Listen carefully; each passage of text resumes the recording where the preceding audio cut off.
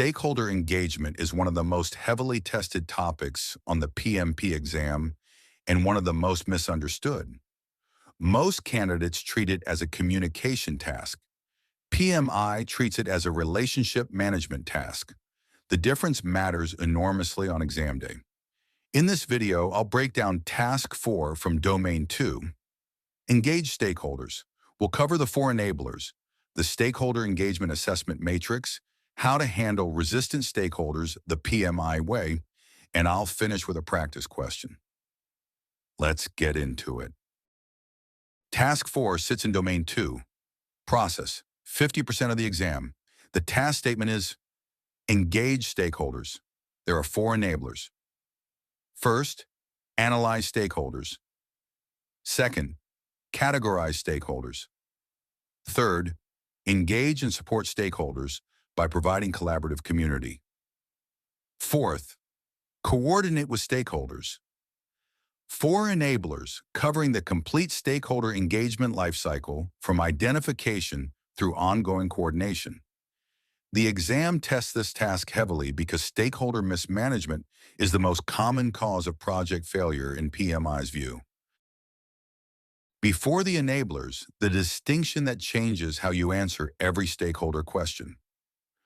Communication is about information flow, what is sent, to whom, when, and in what format. Task 2 covered this. Stakeholder engagement is different. It is about relationships, interests, influence, and actively managing each stakeholder's level of involvement in the project. A stakeholder can receive every status report and still be disengaged, unsupportive, or actively resistant. Communication is a tool of engagement, but engagement is the broader goal. On the exam, when a scenario describes a stakeholder who is informed but still causing problems, the answer involves engagement strategy, not more communication. The first enabler is analyze stakeholders. Before engaging anyone, the project manager identifies who the stakeholders are and understands their interests, influence, and impact on the project. Stakeholder analysis considers who has a stake in the project outcome, directly or indirectly. What are their interests? What do they want to gain or avoid from this project? What is their level of influence? Can they accelerate, block, or undermine the project? What is their current level of engagement? Are they supportive, neutral, resistant, or unaware? On the exam, any scenario where a previously unknown stakeholder emerges and disrupts the project points to incomplete stakeholder analysis. The PM should have identified them earlier. Stakeholder analysis is not a one-time activity. It is revisited as the project evolves and new stakeholders emerge. The second enabler is categorize stakeholders. Categorization helps the project manager prioritize engagement efforts and tailor strategies to different groups. The most commonly tested categorization tool is the power or interest grid, also called the Stakeholder Engagement Matrix. It places stakeholders on two axes, their level of power or influence over the project and their level of interest in the project outcome. The four quadrants produce four engagement strategies: high power, high interest, manage closely, engage deeply. High power, low interest, keep satisfied, do not overwhelm with detail. Low power, high interest, keep informed, they are your advocates. Low power, low interest, monitor, minimal effort. On the exam, questions about stakeholder categorization test whether you can correctly assign an engagement strategy based on a stakeholder's described power and interest level. The Stakeholder Engagement Assessment Matrix is one of the most tested tools in this task. It maps each stakeholder's current engagement level against their desired engagement level. The 5 levels: unaware, does not know the project exists. Resistant, knows the project but opposes it. Neutral, aware but neither supporting nor opposing. Supportive, aware and supportive of the project. Leading, actively engaged in driving project success. For each stakeholder, the PM marks their current level C and their desired level D. The gap between C and D defines the engagement work required. A resistant stakeholder whose desired state is supportive requires active engagement strategy. A leading stakeholder whose desired state is leading requires maintenance. On the exam, when asked what to do with a resistant stakeholder, the answer always involves moving them toward a more positive engagement level through communication, involvement, and addressing their concerns directly. The third enabler is engage and support stakeholders by providing collaborative community. This is the execution phase of stakeholder management, actively working to move stakeholders toward their desired engagement level. Engaging stakeholders means involving them in decisions that affect them, seeking their input before finalizing plans, and addressing their concerns proactively. Stakeholders who feel heard are significantly more likely to become supportive. The phrase collaborative community in this enabler is PMI's language for creating an environment where stakeholders feel they are part of the project, not just recipients of its outputs. On the exam, involving stakeholders in planning and decision-making is almost always the correct engagement approach. Resistant stakeholders generate more exam questions than any other stakeholder scenario. The PMI approach to resistance is consistent and different from real-world instincts. Step 1. Understand the resistance. Meet with the stakeholder privately, listen without defending the project, and identify the root cause of their opposition. People resist for reasons. They may have legitimate concerns, historical experience, or competing interests that the PM has not addressed. Step 2. Involve them.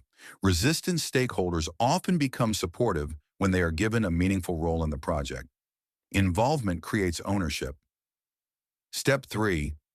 Address their concerns directly. If their concerns are valid, acknowledge and act. If they are based on misinformation, clarify with evidence, not argument. On the exam, escalating a resistant stakeholder, excluding them from communication, or working around them are wrong answers. Engagement is always the PMI response. The fourth enabler is coordinate with stakeholders. Coordination goes beyond engagement. It is the ongoing alignment of stakeholder expectations, decisions, and actions with the project's objectives. Coordination includes ensuring stakeholders with competing interests reach workable agreements, aligning stakeholder expectations with project realities as scope, schedule, or budget changes occur, and ensuring that stakeholder decisions are made in time to support project progress. On the exam, coordination questions often appear as scenarios where two stakeholders have conflicting requirements or where a key decision is delayed by stakeholder indecision.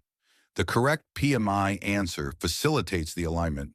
It does not choose sides or wait for the conflict to resolve itself. In agile environments, stakeholder engagement is more intensive and more frequent than in predictive projects, and the exam tests this. The product owner is the primary stakeholder representative. They engage with business stakeholders continuously to maintain a prioritized backlog that reflects current business needs. Sprint reviews are structured stakeholder engagement events. Stakeholders see working software, provide feedback, and influence the direction of the next sprint. In Agile, stakeholder feedback is not just welcome. It is the mechanism by which the project stays aligned with real business value. A stakeholder who is disengaged in an Agile project creates a product owner vacuum that leads to misaligned deliverables. On the exam, Agile stakeholder questions test whether you understand that frequent, direct stakeholder involvement is a feature of Agile, not an overhead. 3 traps on task 4 questions. Trap 1. Escalating resistant stakeholders. The exam never rewards escalation as a first response to resistance. Direct engagement, understanding concerns, and involving the stakeholder come first. Trap 2. Confusing informing with engaging. Sending a stakeholder more reports does not increase their engagement. Engagement requires interaction, involvement, and two-way communication. Trap 3. Late stakeholder identification. The exam consistently rewards early and comprehensive stakeholder identification. Any answer that suggests identifying stakeholders only at planning or only among obvious parties is wrong. Stakeholders are identified continuously, and the stakeholder register is updated throughout the project. Let's recap Task 4. Engage stakeholders. Enabler 1. Analyze, identify all stakeholders, understand their interests, influence, and current engagement level. Enabler 2. Categorize. Use the power or interest grid and engagement assessment matrix to prioritize and plan engagement strategies. Enabler 3. Engage and support. Involve stakeholders in decisions, address resistance directly, build collaborative community. Enabler 4. Coordinate. Align competing interests, manage expectations continuously, facilitate timely decisions. Core principle: engagement is not communication. It is relationship management, active, continuous, and adapted to each stakeholder's needs. Let's test your understanding. Question: a senior executive stakeholder has been consistently missing project review meetings and has not responded to the project manager's last 3 status reports. The project requires a key decision from the stakeholder within 2 weeks. What should the project manager do first? Option A. Escalate to the executive's manager to request that they fulfill their stakeholder responsibilities. Option B. Make the decision independently to keep the project on schedule. Option C. Request a brief one-on-one meeting with the executive to understand their constraints, re-engage them, and discuss the upcoming decision. Option D. Send a formal written notice documenting the stakeholder's lack of engagement for the project record. The correct answer is C. This is a stakeholder engagement scenario, specifically a disengaged high-power stakeholder. The PMI response is always to engage directly before escalating or taking unilateral action. Requesting a one-on-one meeting respects the stakeholder's authority, creates a direct channel for re-engagement, and gives the PM the opportunity to understand why the executive has been absent. There may be legitimate constraints the PM is unaware of. Why not A? Escalation skips direct engagement. The PM has not yet attempted to re-engage the stakeholder personally. Why not B? Making a key decision independently that requires stakeholder authority is a governance violation. The PM does not have the authority. Why not D? Documenting non-engagement without attempting re-engagement is passive and defensive, not the PMI proactive approach. C addresses root cause, preserves the relationship, and moves toward the required decision. That is your complete guide to PMP Domain 2, Task 4. Engage stakeholders. Subscribe for more PMP exam prep. Next up, plan and manage budget and resources. Domain 2, Task 5 explained. See you in the next video.